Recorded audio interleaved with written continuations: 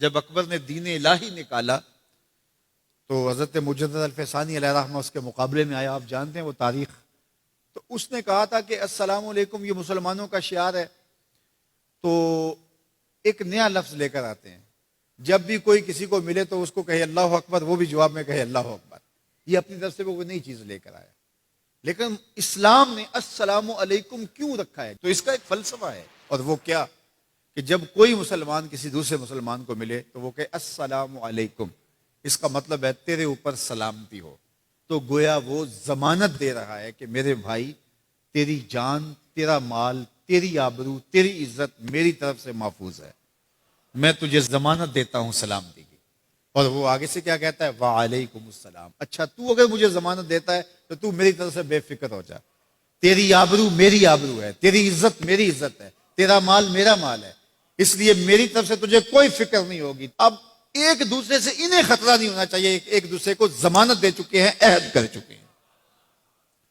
اور اگر ہم سلام بھی لیں اور جڑیں بھی کاٹ دیں تو میاں ہم نے سلام لیا ہی نہیں, ہم نے منافقت کی تھی. حضور نے فرمایا افشوا السلام, تو میں سلام کو پھیلاؤ. یعنی سلام کو پھیلاؤ گے تو امن پھیلے گا. سلام سلامتی سے ہے, یہ آپ امن دیتے ہیں. ہارون الرشید کے زمانے میں ایک شخص کو سزائے موت کا حکم ہو گیا. تو اس قیدی سے پوچھا سزائے موت سے قبل تیرا آخری حق. اس نے کہا کہ میں بادشاہ سے ملنا چاہتا ہوں. انہوں نے کہا ٹھیک ہے. بادشاہ کو کہا کہ سزائے موت کا قیدی ہے, تو وہ کہتا ہے میں بادشاہ سے ملنا چاہتا ہوں. بادشاہ نے کہا لے آؤ. تو دربار لگا تھا, تو وہ قیدی زنجیروں میں جکڑا ہوا لایا گیا. اس نے کہا السلام علیکم. بادشاہ نے کہا وعلیکم السلام.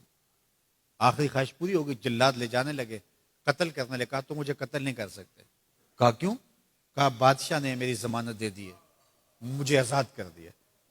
بادشاہ نے کہا میں کب کیا؟ کہا تم نے کہا نہیں وعلیکم السلام, تمہیں سلامتی ہو. تو جس کو تم سلامتی کہہ چکے ہو تو کیا اس کے اوپر سزا ہو سکتی ہے؟ تو بادشاہ مسکرانے لگا, کہا جاؤ میں نے اس کو آزاد کیا. وعلیکم السلام کہہ دیا تو پھر سلامتی ہوگی نا. اسی لیے ہم کہتے ہیں حضور پہ سلام پڑھا کرو. حضور پر جب سلام پڑھو گے تو حضور بھی سلام کا جواب دیں گے.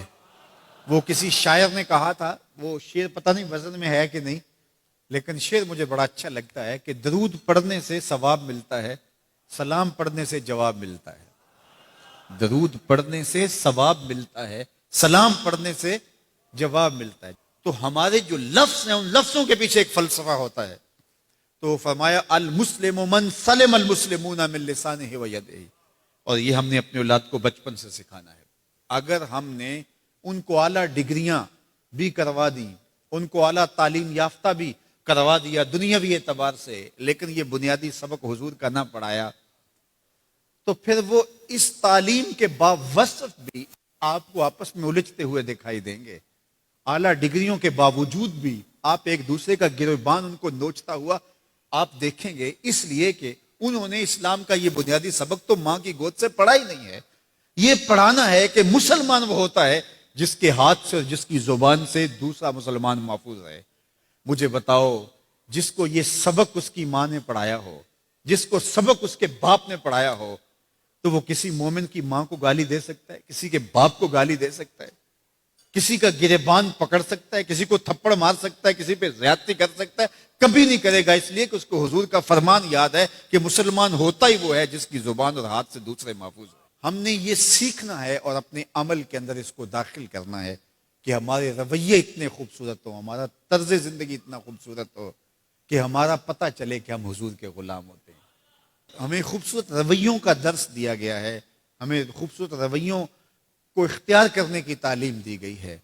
تو ہم اپنے آپ کو دیکھیں اور ہم اپنے دل کو صاف کریں, اپنی زبان کو صاف کریں, اپنی آنکھوں کو پاکیزہ بنائیں, اپنی سوچوں کو عفت دیں, اور دیکھیں کہ ہم کھڑے کہاں ہیں. جس کے 2 دن برابر ہیں, آج کا اور کل کا, تو وہ خرابی پہ ہے. سرخرو وہ ہے کہ جس کے دونوں دنوں کے اندر واضح فرق ہو, ہر لمحہ اس کا بہتری کی طرف چلا جا رہا ہو, تو وہ ترقی کی طرف ہے, ورنہ وہ تنزل کا شکار ہو رہا ہے. تو ہمیں یہ سبق دیا گیا کہ قد افلح من تزکا, کامیاب وہی ہوا جس نے اپنے من کو ستھرا کیا, اپنے باطن کی صفائی کی, اپنے اندر کو پاک کر